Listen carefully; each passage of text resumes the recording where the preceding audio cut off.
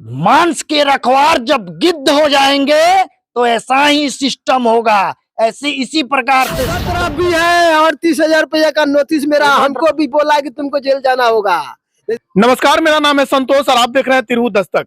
मैं आज जितेंद्र भट्ट अधिवक्ता के यहाँ मौजूद हूँ और आप देख सकते हैं यहाँ पे मदन हजरा जी मौजूद है। वही मदन हजरा है जिनके अवज में मनीष कश्यप को जेल जाना पड़ा। बताया जा रहा था कि मनीष कश्यप इनके लिए आवाज उठाए थे। इनका समस्या यही था कि मजदूरी करके और एक एक रुपया जमा किए थे, 1,08,000 समथिंग रुपया जमा किए थे और वह रुपया अचानक इनके बैंक खाता से गायब हो जाता है। और वह जो बैंक खाता को लेके और ये मैनेजर से जाके बातें करते हैं तो इनको उल्टा 33,000 रुपया मांगा जाता है कि आप 38,000 तो 38,000 रुपया मांगा जाता है कि ये 38,000 क्रेडिट कार्ड से इस्तेमाल किए। हालांकि ये एटीएम तक इस्तेमाल नहीं करते हैं।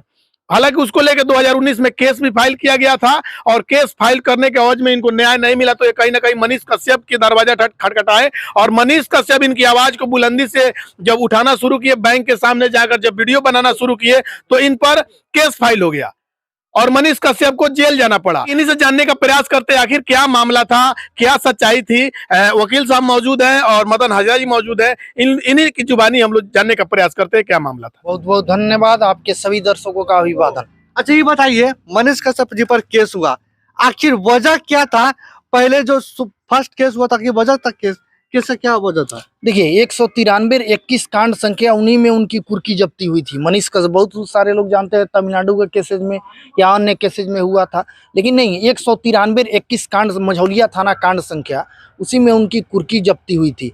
और वो केस मदन हजरा ये व्यक्ति जो है किस इनके बेटा के दिल में छेद हो जाता है, असाधारण बीमारी जिसका इलाज उतना ही महंगा, उसके इलाज के लिए ये व्यक्ति किस्त लेते हैं, कर्ज लेते हैं और ये संचय करते हैं पारस पकड़ी के बैंक में, भारतीय स्टेट बैंक पारस पकड़ी में, और इनका 1.5 लाख रुपया गबन हो जाता है।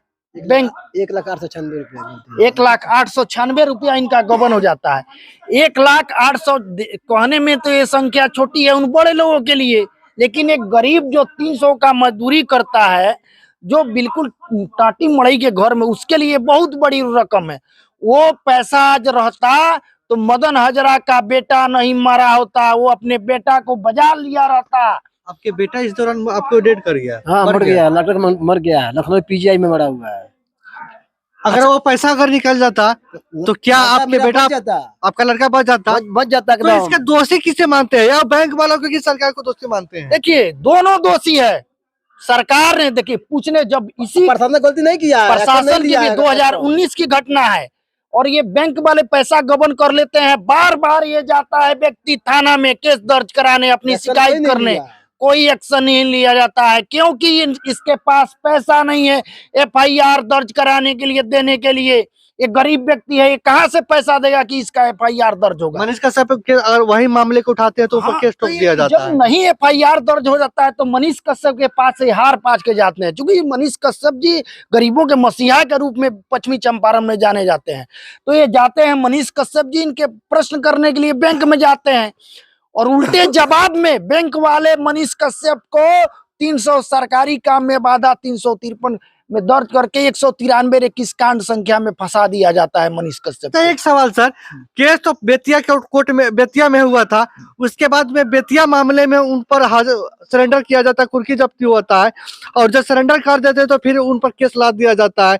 उसके बाद में कई ऐसे संगीन मामलों, जिस तरह सरकार बोलता है कि देशद्रोही था, कई ऐसे केस ला देते हैं। सर कितना सही है? बिल्कुल, मनीष कश्यप वही तो राज है। ये राज का पर्दाफाश देश के लोग जाने, बिहार के लोग जाने, सभी लोग जाने कि मनीष कश्यप के ऊपर केस हुआ क्यों था। लोग बोलते हैं कि बेतिया में पहले से इतना मामला दर्ज है मनीष कश्यप के ऊपर। आप आके देखिए टोटल मनीष कश्यप के ऊपर जितना भी मामला दर्ज है, टोटल झूठी बनावटी मामले दर्ज है। ये मदन हजरा जैसे जीतने, ये सामने जीता जागता आपका साक्ष्य है। मदन हजरा इनका बेटा को सवाल करने गए थे मनीष कश्यप कि कैसे इनका पैसा गबन हो गया और मनीष कश्यप को के ऊपर उल्टा केस दर्ज कर दिया गया। मनीष कश्यप भैया जो है इतना आपके लिए काम किया, क्या करना चाहते हैं उनके लिए? देखिए मनीष कश्यप कोई गलत आदमी नहीं है, गलत उसको बनाया जा रहा है, बेवकूफ लोग बनाता है। सच्चाई तो ये है, सच्चाई इन्हें पूछने आया तो उस पर केस ठोक दिया गया। बैंक वाले हमारे ऊपर केस करना चाहिए, तो मनीष कसिया कौन सा गुनाह कर दिया उसने? देशद्रोही का ठप्पा उन पर लग गया, ये सब बाद में गलती सवाल कोर्ट है। खारिज भी कर दिया।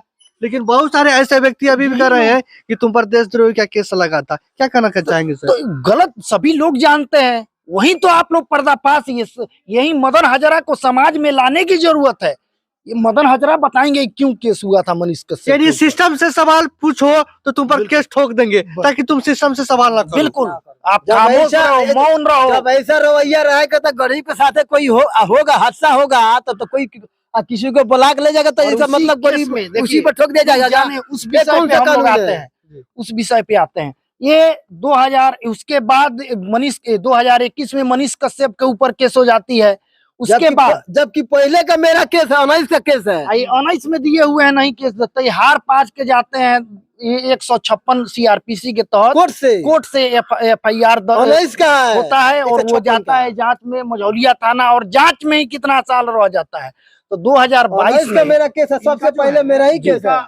1,08,000 समथिंग जो जी, रुपया जी, है, जी। ये रुपया बैंक से अचानक गायब हो गया था। अच्छा। हाँ, अचानक गायब बैंक हो वालों ने गबन कर दिया। पैसा आया दोबारा? नहीं, नहीं, आज अभी तक नहीं आया। नहीं, आज तक नहीं मिला। उसमें ओवरड्राफ्ट भी है और 30,000 रुपया का नोटिस मेरा हमको भी बोला कि तुमको जेल जाना होगा, नहीं तो तुम रुपया जमा करो।